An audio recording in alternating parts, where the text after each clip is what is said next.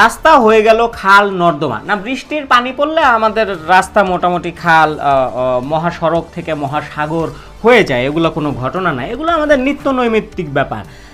রাস্তা কাটার আগে ঠিকাদারকে শর্ত দেওয়া হয়েছিল জনসাধারণ ও যানবাহন চলাচল সচল রেখে কাজটি করতে হবে। ঠিক আছে, নির্মাণ সামগ্রী মজুত ও সংরক্ষণে পরিবেশ সম্মত ব্যবস্থা নিশ্চিত করতে হবে, কিন্তু রাস্তা খোঁড়ার পর এসব নির্দেশনার কোনোটিই মানা হয়নি। কোনটাই বা আমাদের এখানে মানা হয়? জলাবদ্ধতা নিরসনে পুরান ঢাকার আগা সাদেক সড়কে পাইপ নর্দমার কাজ শুরুর পর এমন ঘটনা ঘটেছে।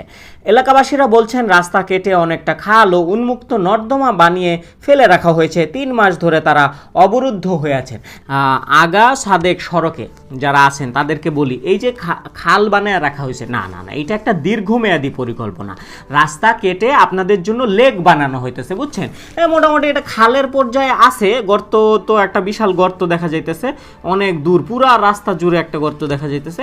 তো এইটা দিয়ে হবে কি, লম্বা একটা লেক হবে, বুঝছেন? খালের পানিতে ওই রাস্তার গর্তগুলোতে যখন পানি জমা হবে, বৃষ্টির সিজনটা যাওয়ার পরপরই দেখবেন যে ওইখানে মাছেরা সাঁতার কাটতেছে, চাইলে আপনিও সাঁতার কাটতে পারবেন। তখন ওইটা পুরোপুরি একটা লেক হয়ে যাবে, ওইটার রাস্তা জলপথ থাকবে, তখন ওইটার সড়ক পথ থাকবে না, ওই রাস্তাটা জলপথে পরিণত হবে। ভালো জিনিসের জন্য একটু ওয়েট করতে হয়, তখন দেখবেন আপনার আর সাইকেল লাগতেছে না, আপনি সিএনজির বদলে জাহাজ নিয়ে চলাচল করতে পারতেছেন ওই রাস্তায়। আর আজকের জন্য ওয়েট করতে হবে, কারণ আজকের আয়োজন এই পর্যন্ত। আগামীকালকে সকালে আবার নতুন খবর নিয়ে, নতুন পর্যালোচনা নিয়ে আবার হাজির হব। ততক্ষণ পর্যন্ত ভালো থাকবেন, সঙ্গেই থাকবেন এই চ্যানেলের। আসসালামু আলাইকুম।